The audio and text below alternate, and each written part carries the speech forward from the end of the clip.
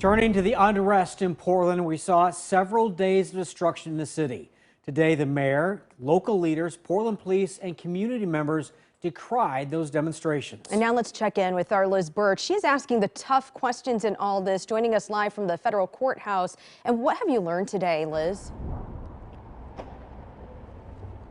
Elizabeth, here at the federal courthouse, we see those fences back up again. If we take a few steps this direction, I can show you these boards are actually going up right now. We've seen workers putting up those boards on the windows throughout the day. So I asked the mayor what his plan is to prevent more destruction like this, given the fact that the vandalism is reminiscent of several other demonstrations that have been going on for the better part of a year now. I also asked him if he planned to do anything different moving forward. He says he hopes people see from law enforcement today that they're not putting up with this, and that they'll see from community members who spoke today, like Yvelle Gordley, that the destruction does not help the Black Lives Matter movement.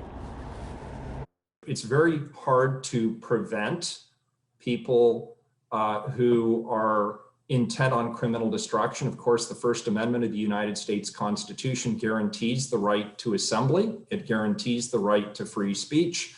And therefore, the tactics that are being used by the Portland Police Bureau and our law enforcement partners are all after the fact.